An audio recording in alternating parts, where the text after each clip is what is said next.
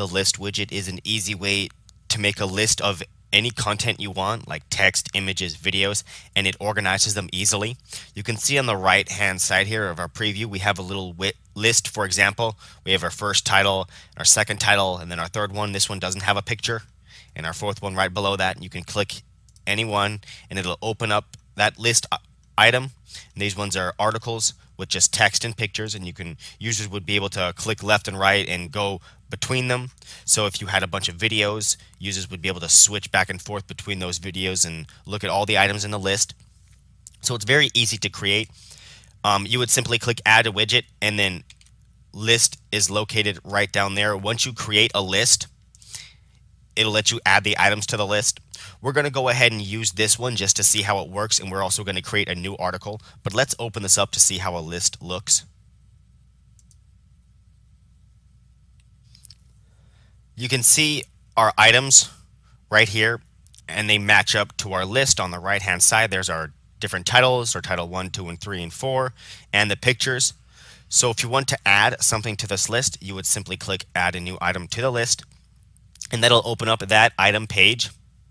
Simply set your title and your subtitle, and you can do an abstract, and that abstract is going to be, that's what appears below the title when the list is closed. And then you can enter text if you want, and you can do images and videos. So if you add an image or video, that's going to appear in the list item.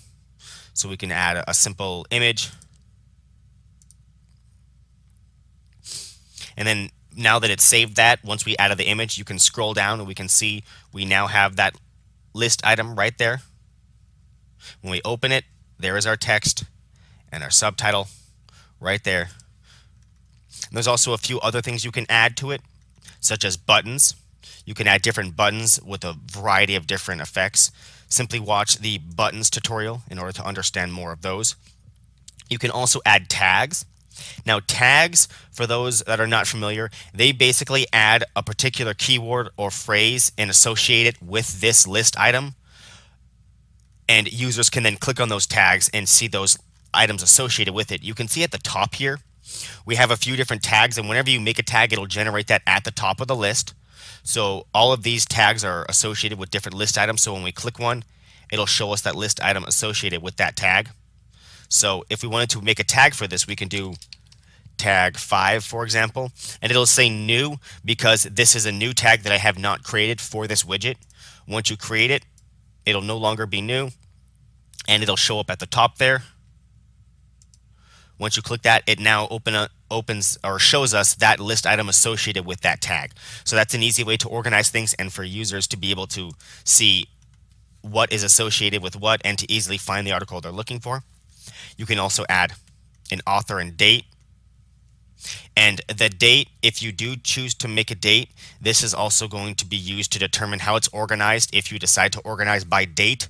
And that's another way to organize this, and we'll get into that in just a bit. But adding an author is very easy. Simply click or simply type the author's name. And when you save it, it'll now add the author's name below that list item. You can see it adds the author. And very easy to use. You can also add locations and attachments and events. So if you add an event, you can set a date and time, and then users would then be able to save that event to their calendar on their smartphone. You can also add a location. By typing in an address, it'll actually make a map for you and generate that automatically in the list item. And you can even do attachments. So if you add an attachment, it'll let users be able to download that particular item, which is pretty neat. So you can see we added a map here. Once we go down and open up that list item, scroll down, the map is now right down there at the bottom. So it's very easy to add items to the list. Once you have all of the content you want on that particular list item, you would simply make sure everything is saved, and then you would go back to the widget page, and then you can continue adding more items. You can go back to the list widget by clicking the menu at the top here, or clicking the back button down at the bottom. Once you're back in the main list menu, you can then add new items to the list as you desire.